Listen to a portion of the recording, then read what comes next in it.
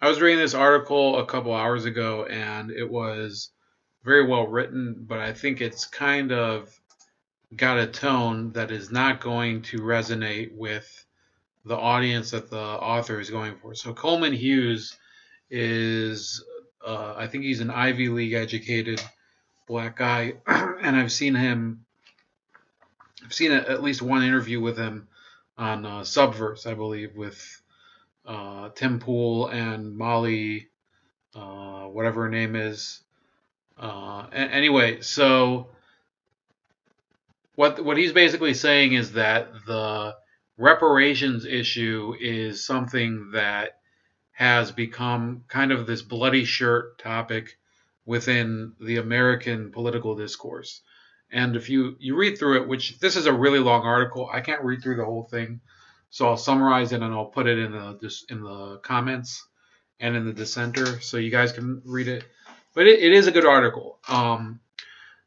He claims that Ta-Nehisi Coates, I think that's the way you pronounce his name, he won this great victory by getting the American public since 2014 to seriously consider the topic of reparations in America. But in doing so, he's kind of come to some sort of, surrealist situation himself, because Ta-Nehisi Coates, when he wrote his opinion piece, I think it was either in a book or just an article, he was claiming that the fact is that America is so racist and white supremacist that white America would never vote to actually give reparations to slaves in order to, or give reparations to the descendants of slaves in order to, compensate for the sins of slavery. And in reality, it seems that there are plenty of white politicians, at least, that want to talk about reparations, because there's become kind of an outcry from the ADOS community. And in fact, the few videos that I've done on this topic have gotten remarkable response. Some of it pretty bitter and not unexpected, but some people actually put some thoughtful comments. And I think it deserves to be an issue in as much as people are interested in it.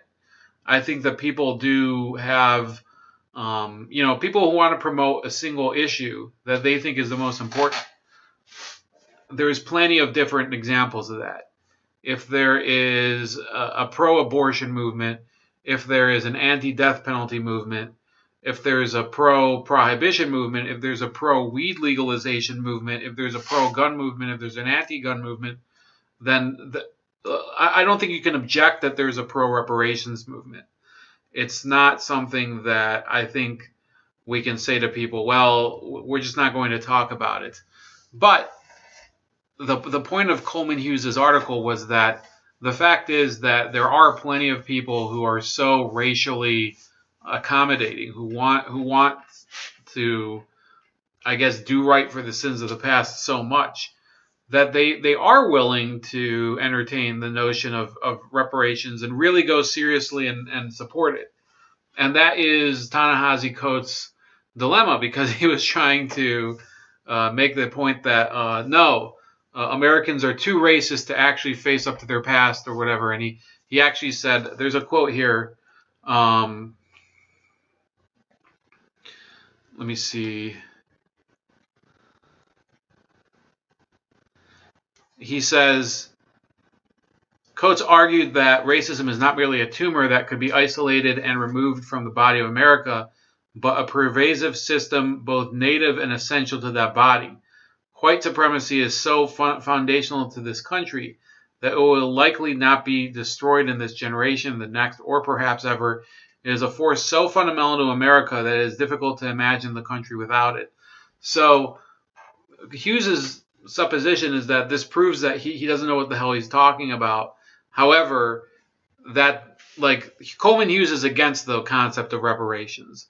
I personally don't think there's one reason I don't support reparations, and that's why I think, ADOS people, I've put out an invitation on this video. You can come onto this channel if you want. You can explain your rationalization. I'm just putting forth why I don't support it.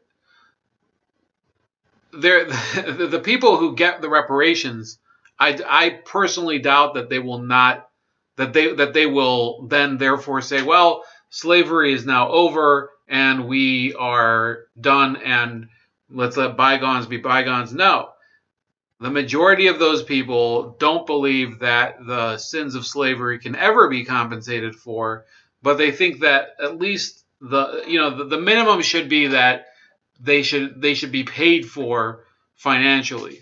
Okay, so what I'm saying is that even if reparations are paid, the people who receive those reparations are still going to discuss slavery as America's unfinished business. Okay, the point of this whole exercise is not to bury the hatchet. It's in order to unbury the hatchet and wave it around all the time. That's the way that I look at this argument, and I say that as somebody who, I'm just giving my honest opinion. If you don't like it, like I said, you can come on here and give your opinion, and I won't hold it against you, I guess. I might debate you a bit, but you have Elizabeth Warren is now parading around with coats, I guess. I'm not sure. Well, maybe they're not together, but it says here, here's Elizabeth Warren answering a question about slavery at a CNN town hall on Monday night in Jackson, Mississippi. America was founded on principles of liberty and freedom and on the backs of slave labor. This is a stain on America. We're not going to fix that. We're not going to change that until we address it head on directly. And it's not just the original founding. It's what happened generation after generation. The impact of discrimination handed down from one to the next means that today in America, because of housing discrimination, because of employment discrimination, if the average white family has $100, the average black family has about $5. So I believe it's time to start the national full-blown conversation about reparations in this country, and that means I support the bill in the House to appoint a congressional panel of experts, of people who are studying this, who talk about the different ways we may be able to do it, and to make a report back to Congress so that we can, as a nation, do what's right and begin to heal. Begin to heal. Okay, begin to heal. It's not now that's what this means is that people like Elizabeth Warren consider the past 154 years of American history since the end of the Civil War as nothing. That's not healing. That's not anything. Now we have to start to heal for slavery, which ended 4 or 5 generations ago in America.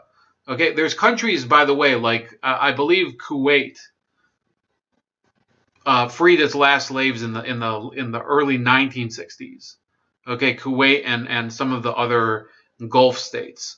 So they had legalized slavery, ownership of human beings, up until the 60s. And there's a few countries around the world, mostly in places like Mauritania, that, yes, they still have slavery. There's Libya, of course, thanks in part to the good old USA's intervention. They also now have slavery again.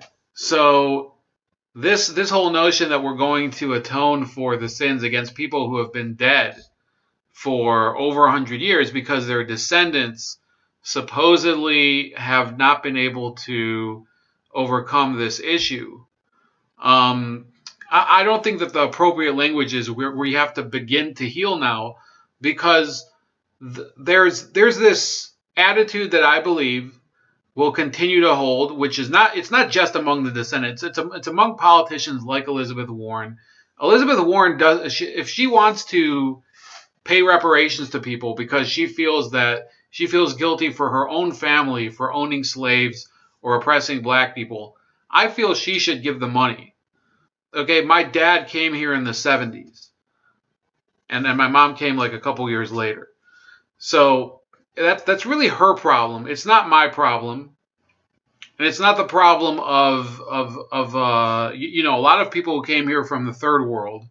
Okay, and there's plenty of people who also came after that And then you have a lot of these shows that they come up and they say, well, you know, YouTube shows, they're like, well, the fact is that the rest of America, all these immigrants, they got successful on the backs of Black America.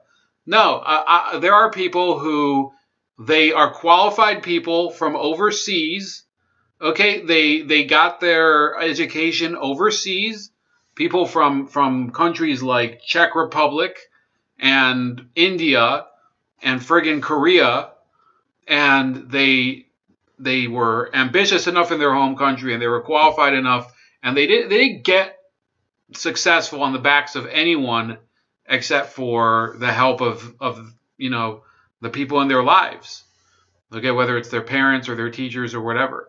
It's a very bleak way to look at humanity, the way these people do. So let's watch Julian Castro, another candidate really trying to drive this discussion. This is a former housing secretary. Poll I could find on it, I think it was about 2 or 3 years old. It showed 2/3 of Americans opposed to that idea. There, you put up on the screen, 68% were against reparations payments. I wonder if you could just talk a little bit more about what it is you would do as president when it came to that, and if you are worried that sends a message to that 68% of Americans who say they're against it, that maybe you are out of the mainstream a little. Well, this is not something that I think of through a political lens. So I think he does look at it through a political lens, but let me defend his position for a second. If you do believe in reparations, as a lot of these people sincerely do, then there's no reason I would hold it against them for going against polling. I opposed a lot of policies that were I opposed, for example, Medicare for all, which polls very well. I oppose almost every single time any gun law that comes out. So if you're a reparations supporter and people say, well, reparations doesn't poll well, you should say, no, I don't care if it doesn't poll well. It's my position. If you believe in a position strong enough, ADOS people, if you believe in it, I don't hold it against you when people say, well, you should just shut up and go for something more popular, something more something more palatable for the electorate, because then you're basically saying, well, the things I really believe in I'm not going to fight for, so I'll just let those things fester and never address them. That's the wrong way to look at things. So I don't like MSNBC is being facetious about it, and they're telling people who want to entertain these policies and have them put out there as serious proposals. They're behaving as if they're distracting from the real cause, which is winning an election. No, the real cause isn't necessarily winning an election. The real cause is supporting a policy that you think is the most important thing. If you think reparations are the most important policy and you're willing to wave that flag, what's the problem with that? I have long believed that this country should resolve its original sin of slavery, and that one of the ways we should consider doing that is through reparations for people who are the descendants of slaves. It is interesting to me that under our Constitution and otherwise, that we compensate people if we take their property. Shouldn't we compensate people if they were property sanctioned by the state? So I believe that is a conversation that's worth having. And I see that as right and wrong. I don't see that as political or non-political. If I'm president, what I said was that I would establish a task force to look at how that might be done. I know that there's a lot of disagreement, both about whether it should be done and if it were done, how it would be done. I'm not naive about that. But I do think that dark cloud still hangs over our country.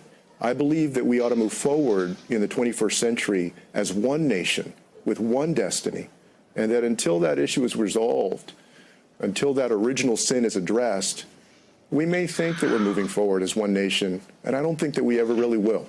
Hey there, I'm Chris Hayes from MSNBC. Thanks for watching. All right, shut the fuck up. Anyway, yeah, Julian Castro really went and committed to that. So I would say that it's not necessarily going to help him.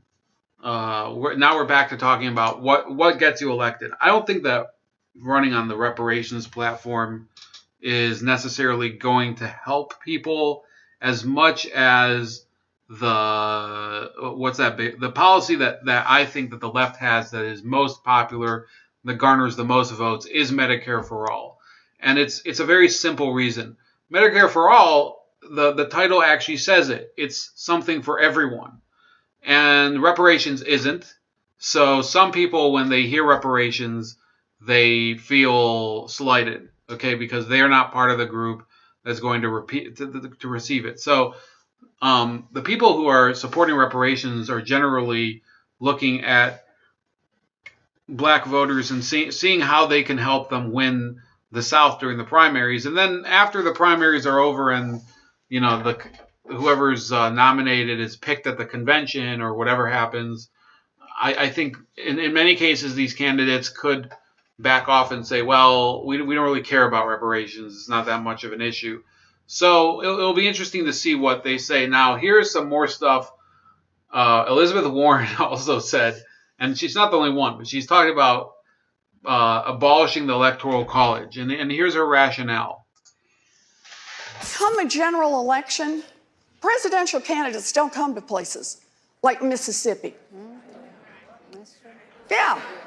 They also come to places like California and Massachusetts. We can have national voting, and that means get rid of the Electoral College and everybody.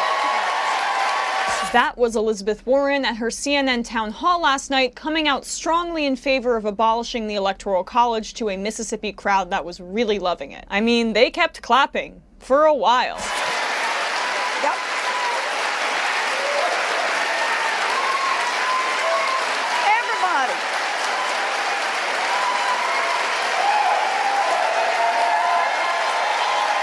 And that's because abolishing the Electoral College is actually immensely popular, despite what the right wing may have you believe. When polled, only 32% of Americans favored the Electoral College in presidential elections, while 65% were in favor of the popular vote. And it only took 2 out of the 3 last presidents, both Republicans, winning the presidency despite losing the popular vote to get the feckless Democrats on board with this popular proposal. Can you imagine if 2 out of the 3 of the last elections had Democrats winning the presidency but losing the popular vote? Republicans would get rid of it in a second. But things are changing, and they're actually happening on the state level. On Sunday, Colorado joined 11 other states and the District of Columbia in the National Popular Vote Interstate Compact. Members pledged to give their electoral votes to whichever candidate wins the national popular vote. However, the pact only goes into effect once the law is passed by states netting 270 electoral votes. With Colorado on board, the total is currently at 181. What's more, Colorado is technically considered a swing state. While it's unlikely that we'll get to 270 by 2020,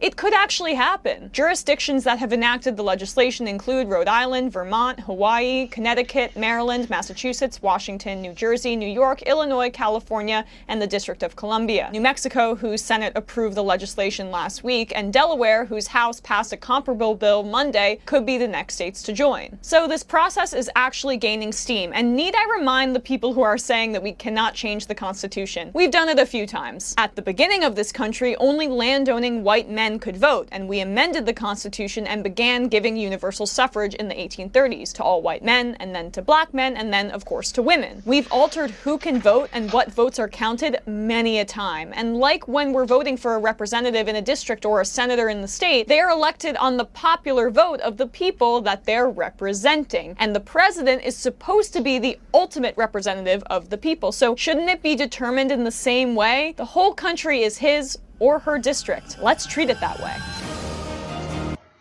All right, that's very superficially intelligent commentary from Emma Vigeland of TYT and Rebel Headquarters. Let me explain why the Democrats might regret supporting abolishing the Electoral College this time. The Democrats are extremely divided at the moment, and the outcome of this primary that's going to be coming up, this primary season, I foresee a couple of possibilities where the Democrats actually end up splitting in two or possibly more factions, and their popular vote being divided. Okay, let's say Bernie Sanders wins the primary, okay, and does get the nomination. You would see pressure on a centrist nominee for an independent group or something, or maybe even a new third party, and they would probably draw a significant number of suburban and some working class Democrats. In fact, the Labor Democrats are really going to be in a bind this time because of the Green New Deal. The labor unions, by the way, have come out. This is on the Tim Pool channel. They've come out very strenuously against the New Deal, the Green New Deal. So this isn't something that the Democrats they're going to have a real problem attracting voters to support a policy that their own organization has condemned. And in many cases, some of those people might end up voting for Trump. Some of those people might end up voting for a third party candidate. And at that point, it doesn't really matter. Okay, once you have, for example, let's say you have a state like Colorado, which he brought up, and you have Trump winning 45%. So the logic says that that's 55% for which the Democrats could probably still carve out a majority. But when you have more candidates in it, and some of those candidates are able to basically siphon off votes from the Democrats, you could have the Democrats losing Colorado and earning something like 42%. That's similar to what happened in 1992 with Ross Perot. Okay, in many states, George Bush might have won the election if Ross Perot hadn't taken a significant amount of the popular vote. That's why Clinton won. Also because Bush was a horrible president. but let's not forget that the fact is that Ross Perot really helped Bill Clinton win that election. And I've never seen, maybe I'm too young to remember, but I don't remember anybody ever blaming Ross Perot for putting Bill Clinton in power. Okay. Now, another issue that could arise. Okay. Let's say you have a centrist winning the nomination and there's pressure building for Sanders to break away and form a third party run or another progressive candidate running on a third party. Well, then you get the same situation as in 2016. And I believe that this time a larger number of progressives will simply choose not to vote for the Democrat. They'll vote for the third party. There was a significant number of Democrats who decided not to vote that year, okay, especially in the inner city. And it could be that, we don't know what the effect of these movements, like the walkaway movement, the Blexit movement, the Legxit movement, now you have Jexodus or whatever. Could those draw a significant amount of minority voters away from the Democrats? I don't know. I don't know how that can be measured. There's the illegal immigrant vote that Emma doesn't really want to talk about because she pretends that it doesn't happen. And then there's another issue that I think Democrats are ignoring, which is that the Trump electorate has kind of expanded over the past couple of years. And the reason is pretty simple. You see, the people who are considered, the people who would legitimately earn the title of alt-right, people who are, kind of racial nationalists. They don't want integration. They want extremely strict immigration policies. Okay, those people in many cases are dumping the Trump train and walking over to the Yang Gang. Okay, it's been on several videos. We broke one down, the James Alsop video, where he goes through this. And people are thinking, well, this means that Trump is losing his base. No, because you're misidentifying the core of his base. So a lot of those people who voted for Trump for that reason, they were basically reading into his statements things that he wasn't even saying. Okay, he never mentioned that his policy was in order to, prevent all immigrants from coming to America. Okay, they thought he was lying when he said many, many times that he wants immigrants to come to the U.S. legally. Well, whether he was lying or not, the fact of the matter is that the Trump administration is very friendly towards legal immigration, and it's, of course, less friendly towards illegal immigration. Then you have some of the people on the right who had opposed Trump in 2016. Those people are losing more and more influence all the time. Okay, you have their publications being shuttered. They can't function. They can't keep the lights on. The Weekly Standard, you had Red State basically on its last legs.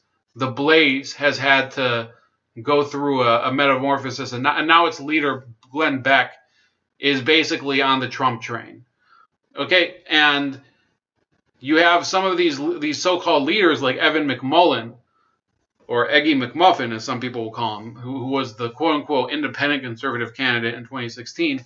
Well, has their public grown? No, because the majority of people are now seeing that many of these guys are supporters of the Russia conspiracy. They're supporters of the deep state, as they are called. They're supporters of the Patriot Act, surveillance, speech policing. These are things that you don't necessarily have to be a core member of Donald Trump's base in order to see that those aren't the people who are going to promote, the type of American agenda that they want. They're going to promote a corporate conservative agenda. So the idea that a conservative challenge to Trump will weaken his candidacy in 2020 is so unlikely at this point that I would say in some cases that might actually hurt the Democrats. If you see, for example, somebody like Bill Weld run as an independent conservative or something, well, Bill Weld might actually draw a few Democratic votes who are looking at him as one of these centrist candidates. The same way that Bill Weld, Howard Schultz, and Michael Bloomberg and Mark Cuban, they all sit in that strange nebulous area where we want to be the good responsible politicians. We want to restore some responsibility and standards to politics. It's not very believable among people who did vote for Trump in 2016, and it's not very believable, by the way, to these Bernie Sanders voters. Okay, the majority of people who would consider voting for that type of candidate are probably Hillary Clinton voters, or people who sat out 2016 because they thought Hillary Clinton would win. Then another factor that is helping Donald Trump is that the Libertarian Party is kind of in disarray from what I know. They don't have a central figure that could really capture the imagination of the country. 2016 was kind of a once-in-a-lifetime opportunity for these third parties to shine, and it was a colossal failure with Gary Johnson. He was just an awful candidate, and it is over for them, in my opinion. That they would need a miracle candidate in order to really come close to equaling their popular vote total from 2016. So I predict that the Libertarians might be very far down, and a lot of those votes might transfer to Donald Trump because the Libertarian Party is also split along ideological lines. There's some that are like complete ideological libertarians. There's other ones that are conservatarians, so to speak. There's other ones that are actually pretty far to the left. Libertarian, what do you call it? Anarchist libertarian. Anarcho-capitalists, things like that. So that's about it. I do think that this whole scenario of talking about reparations as well as abolishing the Electoral College People think that, well, these are popular policies, popular. Yes, the policies may be popular. Okay, not in the case of reparations, but in the case of the Electoral College. That doesn't mean Elizabeth Warren is popular. That doesn't mean she's going to win.